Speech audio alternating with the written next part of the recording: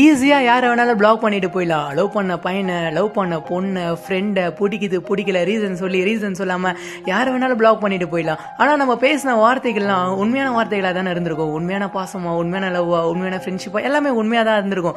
உன் கூடயே இருப்பேன், நீ தான் எனக்கு ஃப்ரெண்டு, நீ தான் எனக்கு லவ், நீ தான் ஒழுகுன்னு சொல்லிட்டு. ஆனால் ஈஸியாக ஏதோ ஒரு ரீசனுக்காக யாரோ வந்துட்டாங்க, இல்லை யாரோ வேணான்னு சொல்லிடுறதுக்காக பிளாக் பண்ணிட்டு போயிடுறீங்களே.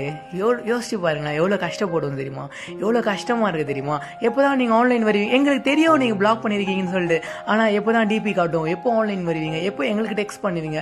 நாங்கள் கால் பண்ணிகிட்டே இருப்போம், ஒரே ரிங்கில் கட் ஆகிட்டே இருக்கும், எங்களுக்கு தெரியும் பிளாக் ஆகிருக்குன்னு சொல்லிட்டு. ஆனால் பரவாயில்ல, எப்பயாச்சும் அன்பிளாக் ஆகாதா, அந்த நோட்டிஃபிகேஷன் போகாதா, அதை பார்த்து நீங்கள் எங்களுக்கு கால் பண்ண மாட்டீங்கன்னு சொல்லிட்டு எப்பயுமே நாங்கள் கால் பண்ணிட்டு இருப்போம், எப்பயுமே உங்கள் டிபியை பார்த்துட்டு இருப்போம். உண்மையான பாசம், உண்மையான காதல், உண்மையான ஃப்ரெண்டு, உண்மையான ஏதாவது ஒரு விஷயம் இருந்ததுன்னா கண்டிப்பாக என்னைக்கு இருந்தாலும் உண்மையாக தேடி வரும் அப்படின்னு சொல்லிட்டு நிறைய பேர் நம்பிட்டு இருக்காங்க.